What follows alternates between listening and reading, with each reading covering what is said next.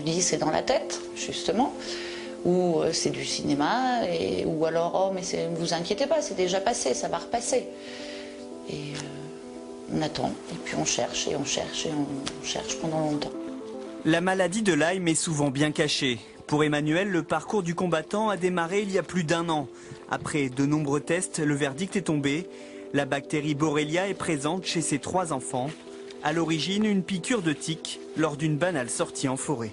Non, il n'y a plus. Déjà là, c'est dur. Non, on ne vient plus. Ne plus se promener par peur de se faire piquer par une tique porteuse d'une bactérie découverte en 1975 aux États-Unis, un pays où la maladie de Lyme inquiète toujours. La maladie de Lyme reste méconnue pour beaucoup de gens. C'est la maladie transmise par les insectes la plus répandue aux États-Unis. Vous souffrez peut-être de fièvre, de malaise, de fatigue et vous ne savez pas d'où ça vient. En France, on estime que 20 000 personnes sont contaminées chaque année. C'est presque autant qu'aux États-Unis, où la maladie de Lyme est la 2e maladie infectieuse derrière le sida. Mais les comptes sont difficiles à tenir, car le diagnostic se fait essentiellement à partir de symptômes très divers. Chez ma fille, des problèmes articulaires.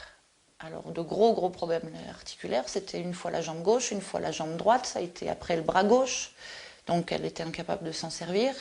Chez elle aussi, c'était confondre les mots. L'assiette, c'était devenu le truc rond où on mange. Elle ne savait plus. Elle avait de violents maux de ventre, violents maux de tête. Et puis alors, le symptôme, c'est l'extrême fatigue, dont on n'arrive pas à se défaire. Les traitements antibiotiques permettent d'atténuer ces symptômes, mais les malades ont surtout le sentiment d'être incompris. Les patients sont tous assez désespérés parce que souvent ils ont des signes cliniques qui durent. On leur fait beaucoup d'examens complémentaires, on ne leur trouve rien. Peut-être la sérologie de Lyme qui finalement est quelque chose auquel ils tiennent parce que finalement c'est peut-être un diagnostic qui est le bon, mais très souvent on ne croit pas trop à ce type de pathologie et surtout il ne faut pas oublier qu'il y a beaucoup d'autres pathologies qui peuvent donner les mêmes signes cliniques. Le nœud du problème est bien là. La maladie de Lyme est encore méconnue des scientifiques et certains patients y voient une manière de mettre un nom sur des douleurs alors qu'ils sont porteurs d'une autre maladie.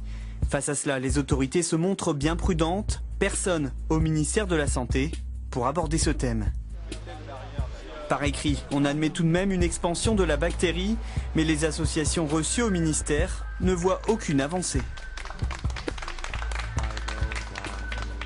J'ai pas eu l'impression que c'était un rendez-vous avec un esprit très ouvert, que la gravité de la situation était bien comprise.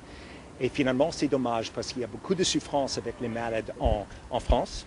Pour faire bouger les choses, Yves Détraigne, sénateur de la Marne, a alerté le ministère, n'hésitant pas à parler de déni. Je comprends que ça dérange un petit peu, tant qu'on n'en parle pas. On fait comme s'il n'y avait pas de problème.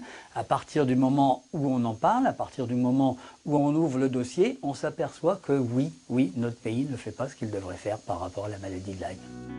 En réponse, les autorités réitèrent leur message de prévention. L'Agence régionale de santé conseille le port de vêtements longs et un examen de la peau et du cuir chevelu lors des sorties en forêt. Les porteurs de la maladie, eux, veulent surtout être reconnus et mieux pris en charge, histoire de rendre cette épreuve un peu moins difficile.